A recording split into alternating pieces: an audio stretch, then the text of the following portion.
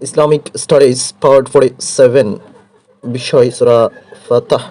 সূরা ফাতহ সূরা ফাতহ পবিত্র কোরআনের কততম অধ্যায়ে রচিত? 48তম অধ্যায়ে রয়েছে। সূরা ফাতহ পবিত্র কোরআনের কততম সূরা? 48তম সূরা। সূরা ফাতহ পবিত্র কোরআনের কোন পারায় অবস্থিত? 26তম পারায় অবস্থিত। সূরা ফাতহ মাক্কি নাকি মাদানী সূরা? উত্তর হলো মাদানী সূরা। সূরা ফাতহ এর আয়াত সংখ্যা 29টি। সূরা ফাতহে রুকু সংখ্যা 4টি। সূরা ফাতহের কোন আয়াত থেকে সূরা নামকরণ করা হয়েছে? প্রথম আয়াত থেকে। নাজির শব্দের অর্থ হলো, শাব্দিক অর্থ হলো সতর্ককারী। জুনুদ শব্দের অর্থ হলো বাহিনী। সূরা ফাতহে বর্ণিত সুন্নাহ শব্দের অর্থ হচ্ছে নিয়ম। সাহাবীদের একটি বড় দল হুদায়বিয়ার সন্ধিকে পছন্দ করেনি, যাদের মধ্যে হযরত উমর রাদিয়াল্লাহু তাআলা আনহু অন্যতম বা উল্লেখযোগ্য। সূরা ফাতহে কোন যুগের অহংকারের কথা বর্ণিত হয়েছে? উত্তর হলো জাহেলী যুগের।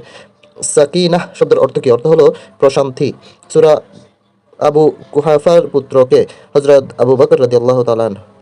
রাসূল করিম সাল্লাল্লাহু আলাইহি ওয়াসাল্লামের কাছে সূরা ফাতহের যে আয়াতটি পৃথিবীর সবকিছু থেকে প্রিয়, আয়াতটি হলো 2 নং আয়াত।